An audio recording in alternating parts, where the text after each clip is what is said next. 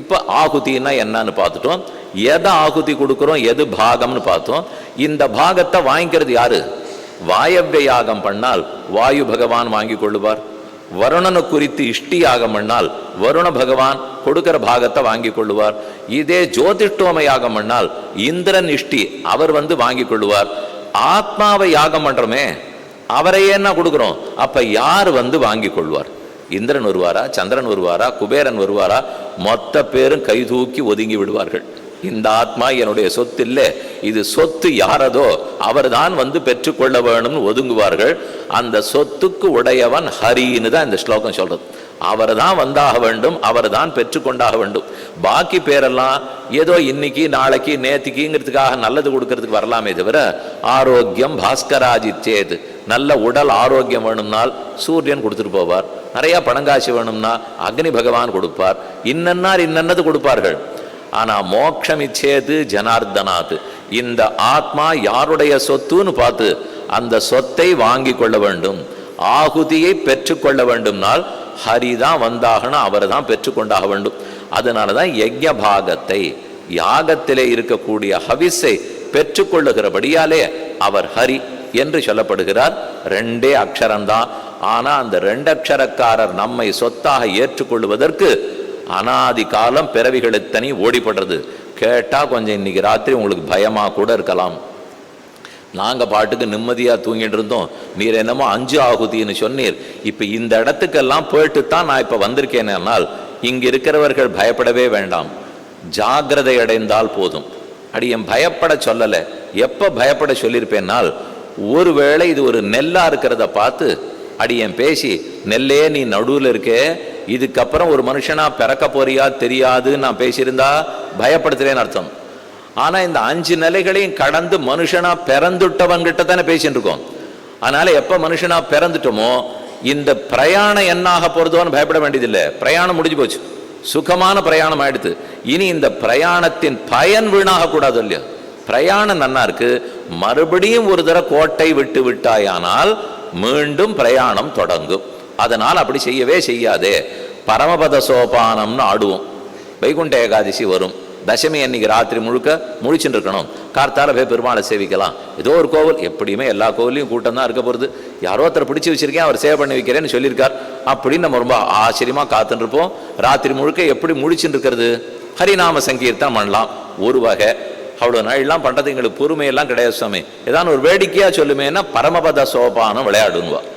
அதை போய் வாங்கிட்டு வந்துடுவோம். கட்டினா ₹1 கொடுத்தோம்னா அதில் ஒரு காகிதம் கொடுப்பான். அந்த காகிதத்துக்கு உருட்டுறதுக்கு இப்போ கட்டை கிடைக்கும். அதில் வைக்கிறதுக்கு சோழி எல்லாம் வச்சுடுவோம். அப்படியே 2 போட்டுன்னு போகலாம், ஒவ்வொன்றா போட்டுன்னு போகலாம். போக போக மேலே போயிட்டே இருப்போம். ஒரு சுவாமி உங்களாட்டம் எல்லா ஏணியிலையும் காரை வச்சார், கிடு கிடு கிடு கிடுன்னு மேலே போயிட்டார். இன்னொரு சுவாமி என்னாட்டம் எல்லா பாம்புலையும் காலை வச்சார், கீழே கீழே கீழே விழுந்துட்டே இருக்கார்.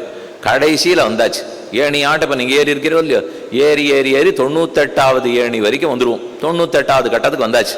இப்போ உருட்டணும். இது வரைக்கும் அந்த சுவாமி சௌக்கியமா ரெட்டையா போட்டு வந்தார். 2 போய் மேலே மேலே போயிட்டே இருந்தார். இப்போ 2ன்னு விழுந்துடுத்து ஜெயம்.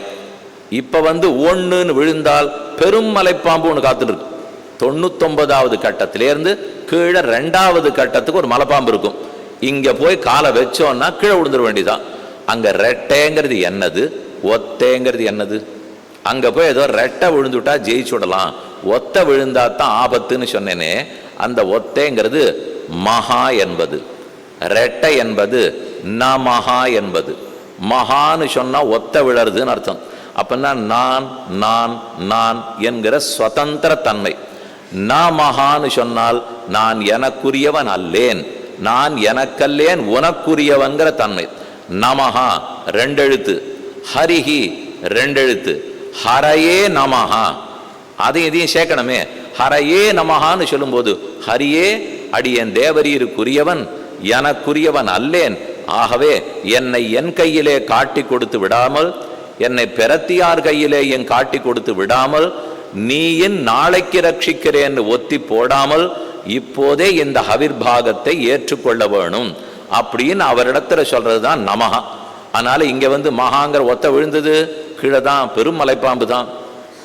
அப்புறம் பக்கத்தில் இருக்கிறவெல்லாம் சிரிப்பா, அப்பவே சொன்னேன், இந்த ரெட்டையா போட்டு மேல மேல போயிட்டே இருக்காதே, என்னைக்கான ஒரு நாள் கூட்டு விழும், உத்தரத்தில் இடிச்சுப்பேன்னு சொன்னேன்.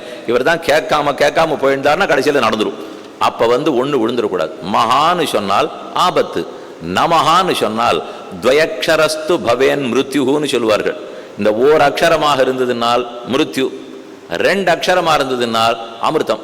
அமிர்தம்ங்கிறது ஸ்ரீவைகுண்ட பிராப்தி, மிருத்யுங்கிறது திரும்ப திரும்ப சம்சாரத்தில் பிறப்பது.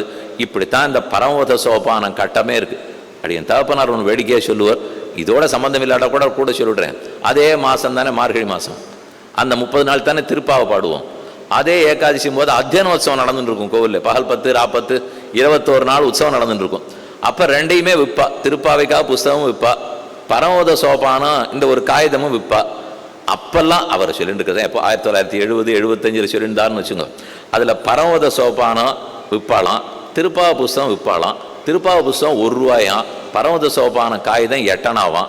அதனால விற்கிறவர்கள்லாம் பரமோத சோபானம் 8 அணா, திருப்பாவே 1 ரூபா, பரம சோபானம் 8 அணா, திருப்பாவே 1 ரூபான்னு கொஞ்சம் குறுக்கிட்டு வரும். பரமோதம் 8 அணா, திருப்பாவை 1 ரூபா, பரமோதம் 8 அணா, திருப்பாவை 1 ரூபான்னார். அப்பவே புரிஞ்சு போச்சான், பரமபதத்தை விட திருப்பாவை விலை பெற்றதுன்னு. ஏன்னா அதுதான் அதை பெற்றுக் கொடுக்க போகுது. திருப்பாவை சொல்லத்தான் கண்ணன் மயங்கி போய் நம்ம கொடுக்க போகிறார். நேர பரமபதத்துக்கு நம்மளால போக முடியாது. ஆண்டாளுடைய திருப்பாவை சொன்னால் வேதமனைத்துக்கும் வித்தாகும் கோததமை 5 மைந்து பாதகங்கள் தீர்க்கும் பரமன் அடிகாட்டும் வேதமனைத்துக்கும் வித்தாகும் கோததமிழ் 5 மைந்து. அங்கே பாருங்க, பாதகங்கள் தீர்க்கும் நாள் ஹரி, அதான் ஆபதாம் அபகரத்தாரம். பரமன் அடி காட்டும் நாள் ஹரி, அதுதான் பாகத்தை அவர் வாங்கிக்கிறார்னு அர்த்தம்.